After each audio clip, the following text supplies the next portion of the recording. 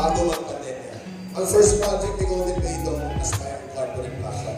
So we built this, we sold this, we conceptualized it. It was sold out despite the pandemic period. It was sold out in 2 years time. As of the moment, ang inventory dito, I believe, is just 6 units left. So with the team of Golden Bay, we developed Aspire Corporate Plaza, our first project, and then thereafter, with the success of Aspire, we went into the first residential project, which is Garden City.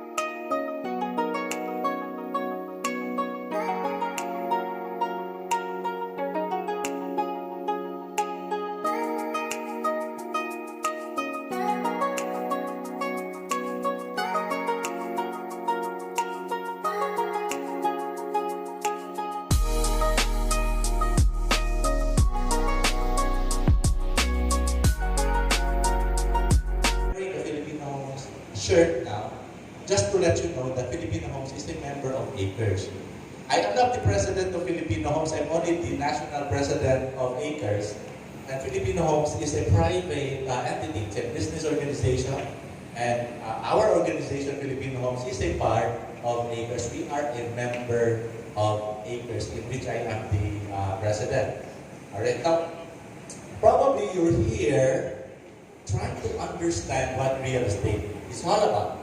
And probably you have concepts, ano yung real estate. Kasi a lot of you here may know a little bit about real estate. Kasi yung iniisip nyo, yung real estate, yung nagpa-flyer rin sa mall, di ba? Yung mga gano'n, nagtitinda ng mga projects, in which you see them in the malls, they're out there, you see a lot of them there.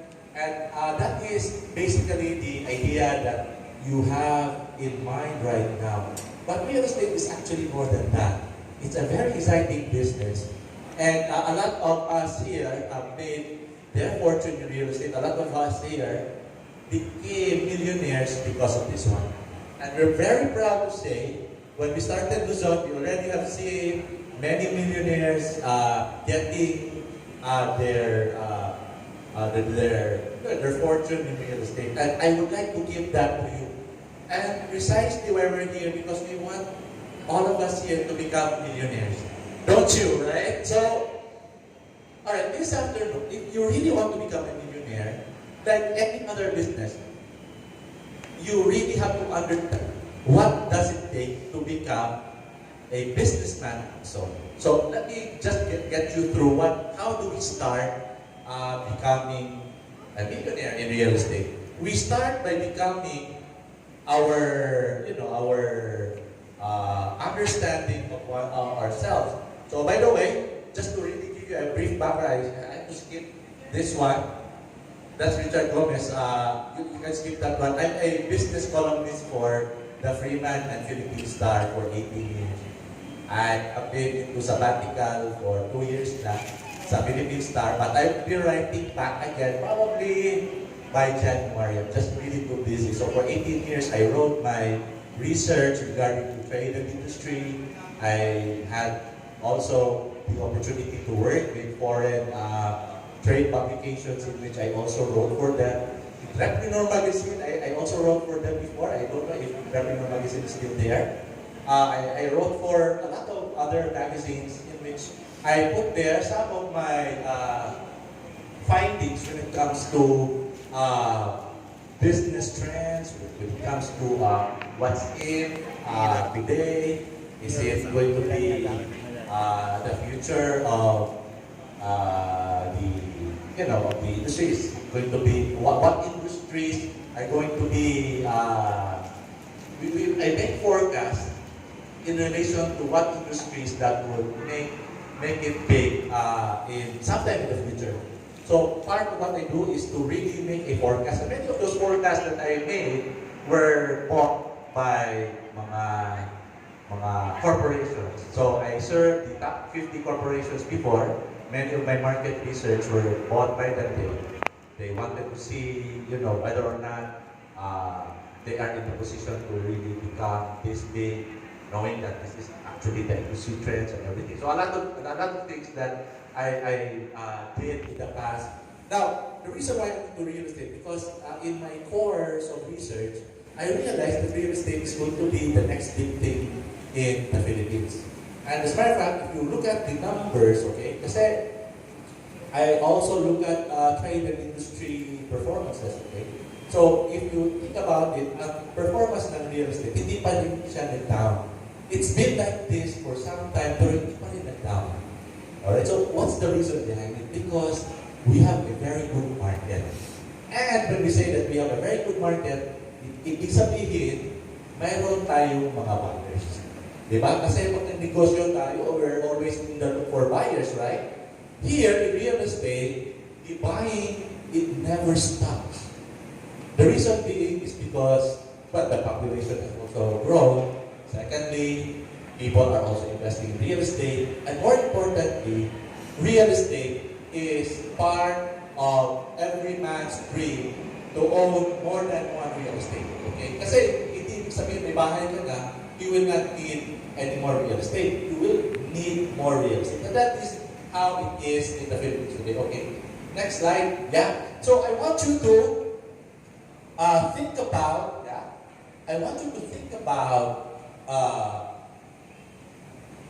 why are you here? Okay? Bakit nandito? Kasi yung a lot of things, especially sino ba dito mga baguhan? Okay? So why are you here? You probably want to be here because you want to check out, okay? You probably, maybe nahiya ka sa nag-invite sa iyo. Kasi inimbita ako, baka galit, o maybe disappointed yung nag-invite sa iyo. Or maybe you just wanna, may mga negosyo kayong mga networking. baka this is the opportunity to recruit people for my business, yung nagtitinda ng mga, mga wellness, mga pagkanon, di ba? Kasi ba, nagtitinda dito ng mga pagkanon. Merong mga, pagkakanyan, mga pagkakanyan, ganyan, di ba? Ang dami talaga, di ba? And, like what I said, you want to gain connection because you have all other things in mind. Baka pwede mo gamitin yung organization to sell your products. But that is not it, okay? We don't allow that to happen in our business. We are not that, and we are not also networking, okay? So just to be very clear about it, real estate is not about networking, or to be very specific about it, hindi tayo multi-level marketing, okay? So, I would like to be very clear here, hindi tayo multi-level marketing. We have a network, but we are not into that networking business that we used to know. Hindi ganon ang pagkakaintindi natin sa ating business. We have a network, but we don't do the way they do in multi-level marketing. Okay, just to give you an idea as well, bakit? Yeah, next slide please, thank you. The reason why a lot of people do not want to be in business is because they have preconceived notions. Ano yung mga preconceived notions? Yung mga notions natin na dapat trabaho lang, ganyan. Boss, ayaw ko nang mag-negosyo kasi gusto ko lang trabaho. Or that. We don't want to challenge our comfort zones. Many of the rich people today made a lot of money because they challenged their comfort zones. Tayo mga Pilipino, hindi ganun yung pag-iisip natin. We are afraid to do business because we are afraid to fail. And that is also the reason why a lot of times many people have become so poor on their own kasi they miss the opportunity. Okay, here, okay, just look at it this way. We think that being at work is going to give you the comfort that you want. Kasi yung comfort zone mo, nasa sitio, nagtatrabaho, may mga ano ka dyan, may mga trabaho na gusto mo lang, ganyan. Rubber stamp lang ng mga documents, very simple task. So walang nangyayari sa buhay mo. You complain about your salary na hindi na increase, yet you don't do something about it. Secondly, you always believe that what we believe is correct. Especially yung pag-iisip ng ating mga magulang. So yung mga magulang natin, iba-iba yung, the traditional way of thinking about living in life or living this world with the thought na okay lang pag wala kang business, may trabaho ka naman. Yung mga ganon. So, yeah. We also want to skip that opportunity. Pag may opportunity, we just, bahala. Sila na kasi that is not like a usually, yun ang sinasabi, kasi yung business, yan, linya-linya, di ba? Yung business na yan, this is not like a kasi alam mo, hindi naman ako for that business. Kasi ako, civil engineer ako, or maybe I am an architect, or maybe I am a doctor, blah, blah, blah, all that. Dami natin sinasabi that eventually, you realize that the business is really for you.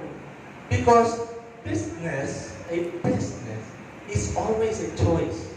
It is never about you, what your competencies are, yung competencies na sinasabi natin. Ano ba yung, di ba, kung minsan ako, nahilig lang ako talaga sa pagka maging, I'm just a, maybe tindero, or maybe, yung trabaho na anak ko is an engineer, or maybe an accountant, and everything like that. You already have shut down what that world is all about. Because we are living in a world, we think that it is our world that make us, or that will bring us to the kind of change in life that we want. Hindi naman eh. Di ba? Ang daming-daming sinasabi, nagtatrabaho sa call center, blah, blah, blah, all that. Pero wala nangyayari sa buhay. I have nothing against work. But this is what happens. Next slide. Okay. So, work, there you go. Sorry. There is nothing wrong with work, okay? Let me be very clear about it. Kasi baka you will mistake me for saying na wag na kayo mag-dopo. Work is bad. It is not bad. It is in fact very, very good. It's just only the mindset, okay? It's our notion that work will save us from what we want to happen in our life. Now, you look at it, okay? We resist change because dami nating issues. And these issues later on, okay, let's skip. This issues, part of it, a good part of it, is actually our concept about many things. Okay? Employed lang ako kasi yun lang ang way for me to make money and all that. And also as well, pag nag-business tayo, ayaw natin kasi if there's an opportunity, especially for real estate, we think that we know all about it. And also as well, iba yung pag-iisip natin eh. Pag may isang tao na nag-o-offer sa iyo ng opportunity, we turn them down simply because, you know, you feel that you know better. The reason why many people fail in this world, in business, is because feeling nila na they're already very good. Kasi, you know what, I have a PhD in this and that. I have a master's degree in this and that. That does not work in business. Many business people do not care about their, you know, what they have achieved in school and all that. Because business is all about good business sense. It's not just your academic performance and all that. It's really all about what you will do and how you understand things, and basically all about good common sense. Here in Filipino homes, we want you to have that good common sense. We want to be very scientific as well, so that you can also succeed. And also, of course, we are into the wrong business. Okay? Multi-level marketing. Sino ba dito? I mean, don't be ashamed. Sino dito ang sumali na sa multi-level? Yung mga ganyan, yung mga power! Di ba? Di ba? Yan ang mga gluta tayo. Grabe talaga yan. Gluta ba? Bakit tayo kayo sa pulismo na Pilipina? Di ba? You have, you know, Filipinos have very good, you know, color. It's a very good color. And people want to be at least glass white or whatever it is. You know, and we spend a lot of money on those things. Okay, now, okay, let me get back to what we say about meritocracy and fatalism. I really wrote this one simply because this happens to be one of the major things that push us back or pull us back to what we want to happen in this life. Dito, if you want to join real estate, you have to empty your cup. If you think that you are magaling, this is not the business for you. Okay. I started when I joined real estate. Kasi, like for example, I used to work, I've been through a lot of jobs, to be honest about it. I worked for I worked for a firm in Silicon Valley before. Dami ko nang dinaanan sa buhay. Pero sabi ko, yes, I know many things. But I cannot pretend to know everything. Okay? So, I was a trained researcher and all that, but I really need to start from scratch. Okay? Here, you have to empty your cup. Walang ano dito, walang pataasan ng ihi dito, whatever it is that you are right now, you're a general manager, you're a vice president, you're magna cum laude, or whatever it is, forget it for now. Okay? Do not make it as an issue na hindi ka business. Kasi that will be only useful for employment for most of the time. Okay? It may be useful in your business, but it's not really useful all throughout. Kasi ako naman, I finished actually 4 degrees. I finished with flying colors. I don't have to tell you what those flying colors are, but it's really flying colors. I forgot all about it. I have to set that aside simply because I want to, because the best way to start a business is to really unlearn everything. Because the moment you unlearn everything, you're open to new ideas. You're open to new learnings. And this is what this business is all about. We are trying to tell you, this is the business of the future. You may not believe me now, okay? You will not be, I'm not even expecting you to believe me later. All I'm saying is this. We want to prove what you're thinking is wrong, okay? Give it like 6 months. If you think like 6 months is not enough, then you can probably try, a year later. Kasi real estate is really all about putting your best self and try the waters, okay? Hindi ibig sabihin, real estate, medyo mahirap yan, wala ko pa ito.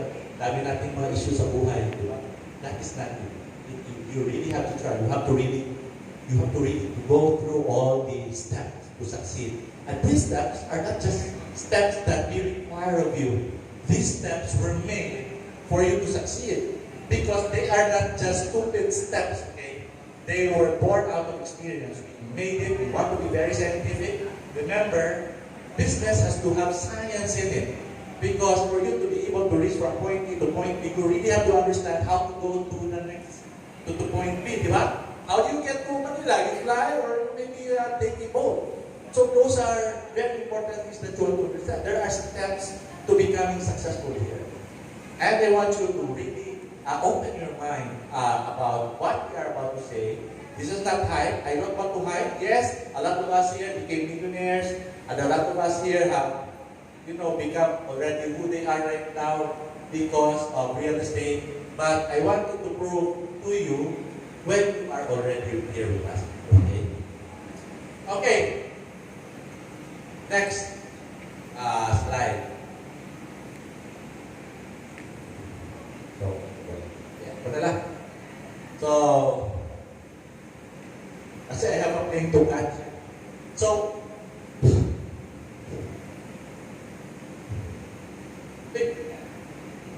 now, okay, this is very important. Okay, like what I said, when you open your mind, you are open also to the opportunities, what that opportunity actually brings. As well, you're open to take the necessary steps. Everything in this life is all about risks, okay? If you think that there is no risk in working, there is a risk in working. The risk of getting poor or not being able to keep your job for a very long time is also part of the risk. During the pandemic, not too many people know that they will be laid off. Okay? Those are the risks that you did not anticipate. But the bigger risk is so different. Okay? The bigger risk is when you miss the opportunity actually. Those are the risks that you will have to face if you miss an opportunity. Why is that? It's because you're stuck with your present life. Okay? Remember, those people who change the world are the biggest risk takers. Mark Zuckerberg, nobody believed him.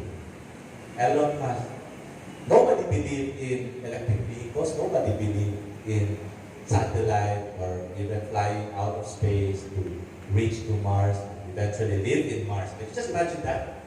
That kind of risk. Elon Musk is thinking, we can live another planet.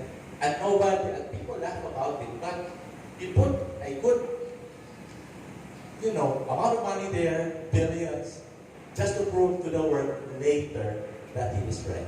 And for most of the time, many of the things that he already envisioned already happened. So, it's really all up to you whether or not you want to take risks in this life. Okay? Taking a risk is normal in this life. Kayo, may asawa na kayo. Diba? Why did you marry your husband now? Kasi yung mga lalaki, di naman nila disclose yung totoong pagkalalaki nila. Di ba? They only disclose a good part of about themselves, no? They only tell you that, you know what, I'm going to give you a very good future and all that. Alam mo, I'm so good looking, you will enjoy these good looks for the rest of your life. And all these other, chika. And then we fall for those traps. And eventually you say to yourself, I should have not married this guy because this guy was giving me headaches and heartaches the whole time. Wapo nga, pero ang daming babae. Di ba? So, we do face risk every now and then. And I'm telling you that real estate is also about risk. But every time I say this, I'm going to tell you also this. We're not just taking risks just to be very stupid about it. We take risks by telling you that those risks can be managed if you have a system. Okay? All businesses will succeed. Successful businesses will always succeed if you have a very good system. In 2008, nobody believed that we are going to make it. Kasi our dream was to become the number one realty in the Philippines. And nobody believed kasi yung business namin, alam mo, we just started. And then, lalo na kasi I came from the squatters area. Boston, the founder of Filipino Free, both of us came from the squatters area. So, ako, nagtatrabaho, then nagtitinda ako ng sigarilyo, I was a laborer for my aunt. Dami kong nadaanan sa buhay, probably nagtitinda pa ako ng picture dati, wala pa yung digital camera. So, I was out in the street selling 1x2 pictures and all that. Probably, hindi nyo yan ranasan sa buhay mo. I have been through a lot of hardships in life. I live in the squatters area almost every now and then. I get people killed. I get to see people killed. I get to see snatching and crime every now and then. And I made a choice in my life. This is not something that I want to happen for my life. I may be poor, but at least I want to see myself, away from all this trouble in life. I don't want to have my children live the way I lived before. Dati, I used to scour the canal just to get some few coins there. So, dami yung dinaanan ko. Kasi, when I was younger, we were really very poor. Sometimes, nakalasyon pa yung pagkain namin. So, si Tonton also went through the same thing. Hindi ka na barbecue and all that. Then, we were self-supporting in college. Then, we thought of a business. Okay, si Tonton was already in a business. I was working there. Later on, the OA, we started a business. And nobody believed. Remember, when you are poor, nobody will believe you. Trust me. If you are poor, nobody will believe you. Because, ito yung sasabihin nila, wala ka nang napundar sa buhay mo. Why do we believe that you are going to succeed? Hindi ka naman successful eh. Hindi naman talaga tayo, we start at being successful at the very first, di ba? Where can you see people who start already very successful in a business?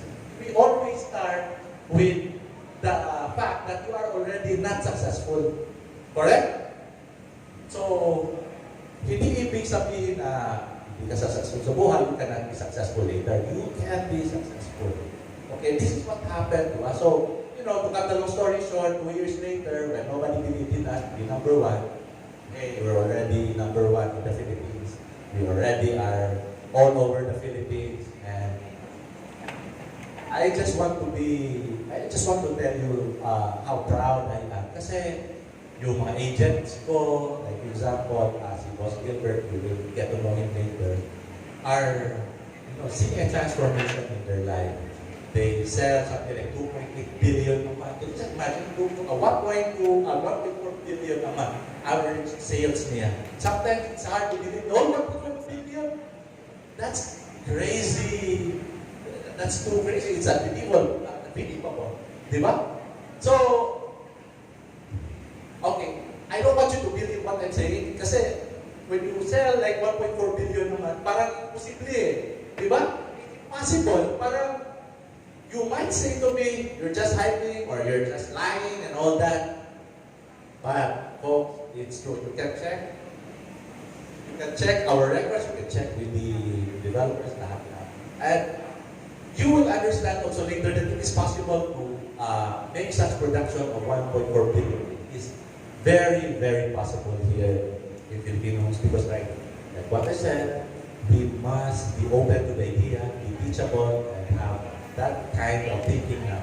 There is good sense here. We make sense when we do the business of real estate. Okay, next.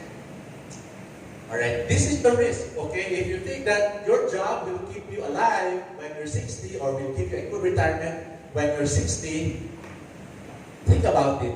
At least for a second time. How many people here who are already in their 60s are still working? My dad used to work when he was 60 and then all the way through 70s. Kasi, mahirap. Okay? I've seen that people there in Singapore, you can already see a lot of people there in their way past their 60s, nagtatrabaho pa rin. Bakit gano'n? Kasi mahirap talaga ang buhay. Okay? I don't want you to end up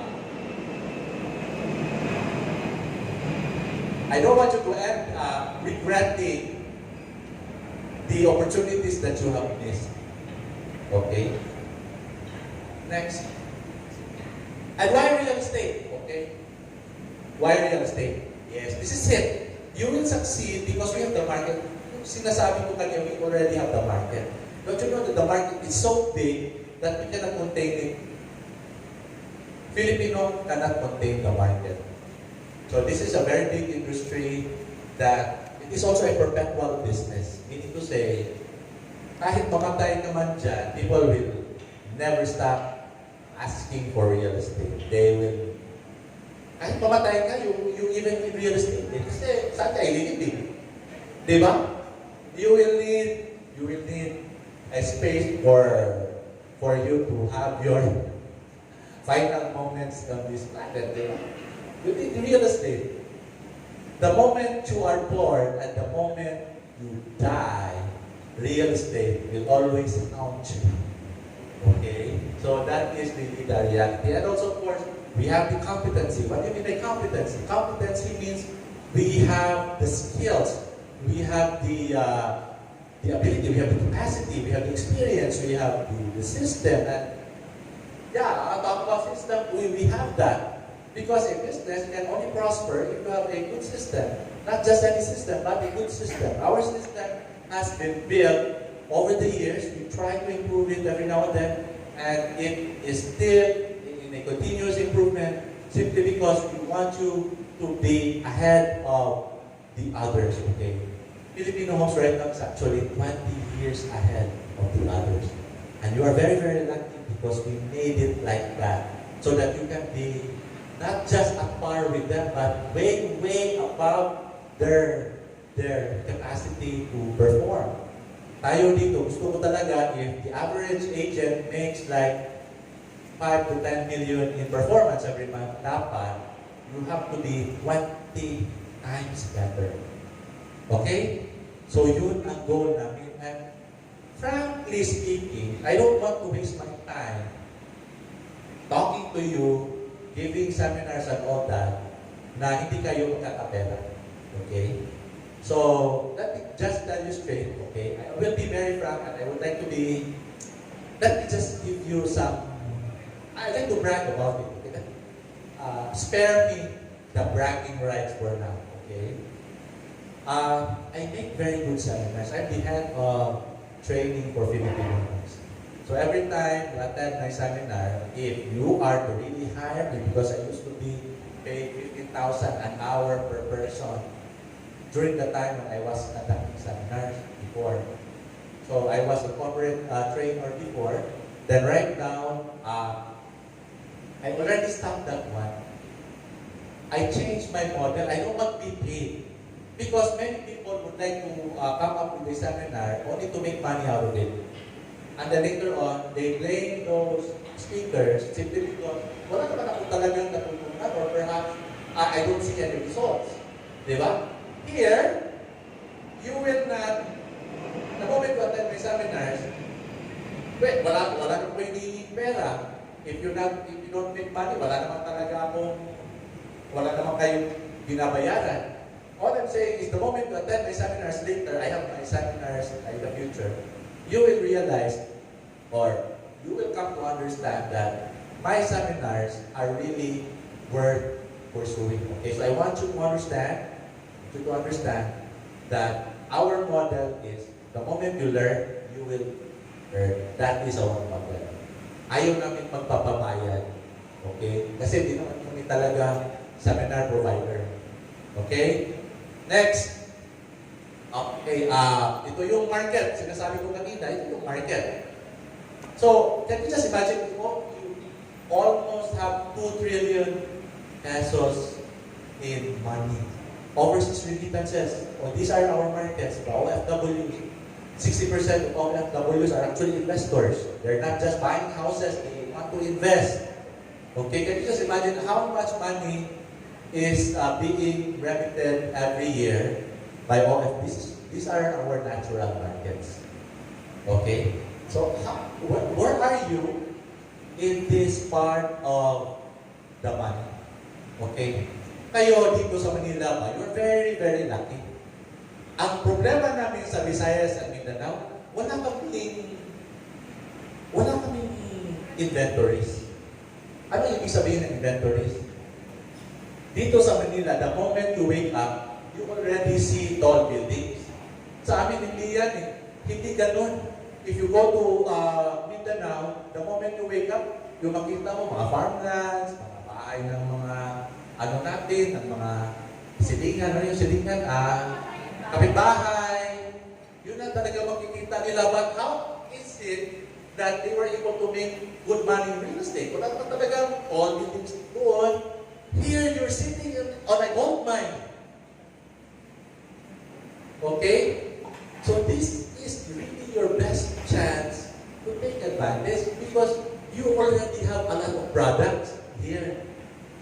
Doon sa amin, sa Cebu, I have to run to Mindanao everywhere just to sell. Kayo dito, andyan sa harap nyo, hindi nyo alam na may pera pala. Every time I see a building, this is what happens to me. Ito pera. Ito pera ako. So, how is that with you? Every time you get a building, hey, wow, that's a nice building. Yeah, that's it. Kami, every time we look at the building, ano kaya pwede pagkakitaan natin dito? Rent, or maybe, baka benta dyan ng mga units. That is how we think of real estate. And that is precisely what we want to happen to you. To really see the opportunity from what you also see. Because real estate is basically all around you. It's an endless opportunity that you can grab the moment you are already with us. And that is how we think about real estate. And that is how people become so rich in real estate because everywhere there is money. What about you? Ano ba yung nakikita nyo? Kahirapan. Di ba? Kita nyo mga naghihirap sa sidewalks and all that. Think about what you already have. You have a very big opportunity before you. And this is our market. Grabe talaga. Next. Alright, I'm almost done. This is what also the investors want. Okay, we have all these investors coming not only from OFWs but foreign investors as well. Next. So this is how people also look at 2023. So think like the rich people. Kasi we don't think like them. We always think about the negative things that happen in our life. Especially ngayon, pag ikaw, this is also what I experience Pag andun ka sa squatters area, every time you talk to your neighbors, you always talk about the bad things that happened the day before or the day that is to come. Boss, gusto ka na dyan. Ito, wala pa rin pera. So ako din, wala din akong pera. So you end up thinking like, wala ka talagang pera. But if you talk to people who are really very business-minded, boss, what's your day today? I need to go out and do something to improve my well-being and all that. Huwag na kayo, okay, this is what you should do in your life beginning today. Huwag na kayo makipag-usap sa mga taong walang pera. Ngayon ba, huwag na kayo, pag walang pera yan, aalis ka talaga. Pare, walang kang pera, alis na ako dito. Kasi naman negative, not that you want to discriminate. All I'm saying is that, okay, you can talk to them, but do not make it like, a part of what you think. Okay, a lot of the people around you will tell you and will probably influence you to what you are thinking right now. You must be with people who think differently. Kasi if you are with people who are like that, kasi galing ako dyan you will always end up that way. So I have to make a decision. I have to step out of this because the moment I'm with them, I will either become one of them, or I'll probably, end up even poorer than them. So what I did, I have to step out. I have to step out. Kasi in this life, it is always a choice. Frankly speaking, I don't need to do this. I don't need to go out and do seminars. I'm already done, to be honest about it. What I'm doing now is I'm trying to return the favor to you. I'm not going to say that I'm rich. I already am okay. Right? I have investments. My kids have houses of their own. I bought it for them. I bought a house for my mom. Basically, all my ambitions, nakuha ko na. I don't need money anymore. Not that I don't need money. I don't need it as bad as I used to think about. Well, I'm okay. I can just quit real estate. Okay lang po kasi hindi naman talaga passion. Hindi ko passion na real estate. To be honest about it, my passion is different. Sabihin na natin, to be very blunt about it, my passion is my kabit. Okay, sabihin na natin, real estate, I'm married to real estate, but my kabit is different. My kabit is physics and philosophy. Yun ang kabit ko. I love physics and philosophy. Pero ibang mundo yan Pero walang pera dyan. But how can you serve your passion if you don't have money? When you don't even have the time to read books. Kasi nagtatrabaho ka, gusto mo magpasa ng mga philosophy and physics, pero hindi ko magawa kasi wala akong pera. I cannot just sit there and read. Because my boss will call me, hey, you really have to work hard and no time for blah, blah, blah, and all that. Here, I'm already real estate. I really have the time to go and, get to my library and all that. That's the beauty. You have control over your time. You have your passions in life. You also have a business that you can run, which it will support your passions in life. Kasi iba naman yung passion natin. Luluto, pero kung wala kang kaldero, hindi ka magluto. Kasi wala kang pera. Diba? Kung mayroon kang mga passion, gusto mo magbiyahe abroad, wala ka namang pera. So a lot of people have different ambitions in life, pero you cannot get those ambitions or passions because you have no means to achieve them. Wala kang pera, wala kang resources to really do that. All I'm saying is this. If you have a business that you have control over your time, and this is very important. Kasi ngayon, we don't have control over our time. Because we're tied up to our jobs, and people are in control of your, of your movement. So ito, grabe na ito So when the economy is good, real estate is also good. That's basic economics, okay? So I don't have to talk about it. And we're already done with the pandemic. Next. And the best thing about it is this, okay? Multi-billion industry. So when you say multi-billion industry, malaking business yan third-party capital. Remember this, in real estate, hindi naman tayo nangangapital dito. Somebody else is capitalizing the business. Right?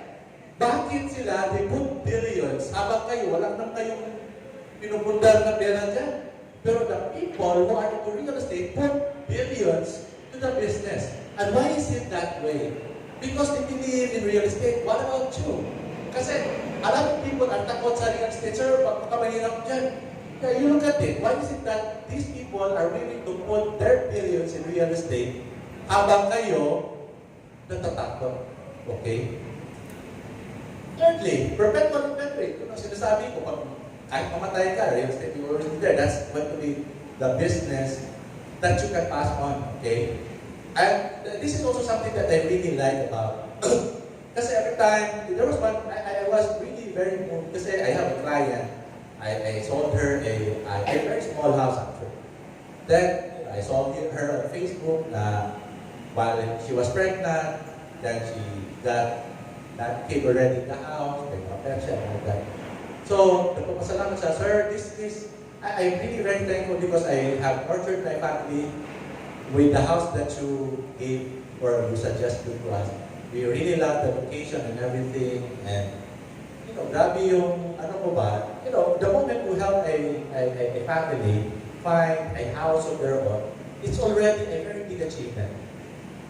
And this is probably the best business because, you're not just helping one person. Kasi kung minsan nag-negosyo tayo, nagpunta tayo, isa lang tao ang makinabang dyan. Di ba? Kaya lang ito Sa real estate, kahit aso will stand to benefit from the house view. That's how beautiful it is. Okay? And then you can pass it on to the next generation. That mamatay ka, you can leave behind the property that you have recommended. So, ito, diverse products, unlimited territory. Ito yun Sa real estate, it's possible na to make money here. Like us, okay? Ito yun. Kasi yung mga clients na nangangailangan naman ng real estate. Ma'am, ano ba gusto nyo na property? Gusto ko na bahay sa Davao. Ma'am, meron tayo, ma'am. Then all of a sudden, that person changes her mind. Can you recommend me a property na ayaw ko na sa Davao, gusto ko na sa Cebu? Ma'am, you have sa Cebu, ma'am. So, ano bang meron sa Cebu, ma'am? Ito yun, ma'am. Ayaw ko naman doon, baka matumpag, matumpag sa akin, it might fail kasi takot sa lindol, ma'am, takot ka sa lindol, ma'am, ito, bahay, pwede rin. So, okay, ano bang bahay yan? Saan ba yan? Nandun. Ay, ang layo naman, meron tayo mas malapit, ma'am. Sino ba yung developer? Ito yung developer, ma'am. Ayaw ka ng developer niya, ma'am. Mayroon pa tayong ibang developer, ma'am. So, all the objections are already covered. Correct? Kahit ano bang objection ang sasabihin niya, I can answer those objections right away. Unlike if you sell insurance, dahil makikinabang ba ako ng insurance? Dati against insurance, investor of insurance. Then, makikinabang ako sa insurance. Right? Hindi ma'am, kasi yung si pare lang talaga ang makikinabang dito. So, you look at it, okay? So, that's the beauty of real estate. Because everywhere you can sell, especially at the time, we already are in the digital era, we can already work. To be honest about it, we can sell anywhere. Okay, we can, like for example, what Gilbert later will tell you what it is. Even if he's from Davao, he was able to make good money in Palawan. And why is that? It's because of online marketing. And it's also because of Facebook. Meron ba kayo Facebook? Ano ba yung ginagawa niyo sa Facebook? Ikaw ba? Sa selfie? Wow, how often do you selfie? Nagpo-post ka? Sa selfie mo. So, sa isang araw, ilang selfies ang magawa mo? Wow, ang dami yan, 20. Dami yan, 20 yung selfies. So, meron ba mga likers? Meron din. Okay. Dami kayo. Sino ba ba gusto selfie dito? So, tama pa na, nakapera ka sa selfie. Pero sa selfie mo So, here, you have to rationalize your online presence. What is it that you want of your online presence? Sa akin, I want to make money Kasi yung mga tao, sawa-sawa na yan sa mga mukha nyo. There is nothing new to your face. Okay?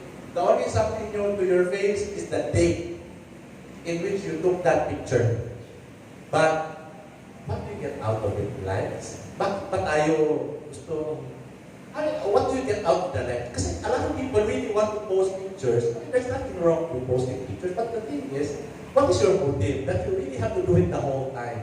Kasi gusto nyo may mag-like. Pag walang mag-like, you delete. Walang nag-like, delete ko na. Di ba? What is it in lives that make you so... Sometimes you want to be so special on Facebook. Be honest about it. You are not special on Facebook. You're not the only good-looking guy there. There are lots and tons of them. Now here, okay, if you want to get really likes, okay lang. Okay, there's nothing wrong with it. All I'm saying is you just have to make sure that whatever it is that you do on Facebook, it benefits you in terms of money. Kasi I use my Facebook for money talaga. It's all about for real estate. It's all about business. I don't use it to, for people to like me. I don't care if they like me or not. It doesn't matter. All that matters to me is how much should I be getting each and every time I go to Facebook. That's all that matters to me. Kasi fake lang yung mga likers mo eh. They like you because they also like you. You also like them. Yun ba like lang ba? Then sometimes yung like eh parang, nagda-like na kasi ako para hihiya ako pa. Good friends kasi kami. Pag hindi ako mag-like, may ibig sabihin yan. Hindi ko gusto. Parang, it's just out of respect, okay? So a lot of you do not know, when Facebook was made, because kasi ako, I'm a social media marketer. I was the first to start online marketing in the Philippines. 1998, online marketer na ako. 1998, long before high-speed internet was there. So the moment there was Facebook, we already understood what this thing is all about. It's all about you and you and you. Kasi gusto nila magpapansin. Lahat naman tayo sa Facebook, diba? Gusto natin magpapansin. But the thing is, how much of your papansin is contributing to your well-being? Okay, so yun na, tanong ko, sa akin, all of us here in real estate, we want to make sure that it supports our livelihood. Okay? So, yeah, that's it. Alright. Okay, I would like to, boss, princess, nandito ka pala. Okay, you talk, siya from Palawan, and she is one of those who sold in 1 month, in 1 week pala, she sold 53 units in 1 week sa Palawan. So si Princess Iya, later on, you will get to know her how she did it. It's all about her Facebook. Hindi na yan nag-charge sa Facebook. It's all about real estate. Kasi, well, of course, maganda naman siya, pero sabi niya, boss, yung kagandahan ko, wala namang makinabang sa kagandahan ko, yung boyfriend ko lang eh. Dapat may makinabang na rin ako. So yun, she will do all that. Okay, this is what real estate is all about. It is something very special to me because it makes you, this is the only profession that is not only noble, but very rewarding in terms of your contribution to families, your contribution to society, and your contribution to building a community, good communities. Okay? So, I still have a lot of things to say, but I really have to get to the airport. Later on, you will get to know these people. And I hope you will stay. I know, gutom na kayo. Gutom na kayo? Later, magpupusok pa rin kayo sa mga other topics that we will cover here this afternoon. So with that, I really appreciate your time. Thank you very much. I hope to see you back again soon. I will be back here and let's do this together. Thank you very much. Ayan, thank you very much, Boss Chris. Again, let's give him a round of applause. Grabe, Boss, it never gets old. Grabe yung presentation niya. Did you learn something? Ano daw? Hindi ko masyado narinig. Did you learn something? Ayan, at least ngayon mas malinaw na why you guys are here. So, you are actually in the right place. Can you tap the person beside you and tell her or him, you are in the right place. Ayan, so the opportunity is here with Filipino Homes. We are here to help you be an accredited real estate salesperson. We are here along the way. We will guide you. Okay, and because you guys are hungry, gutom na tayong lahat, let's take a break muna for about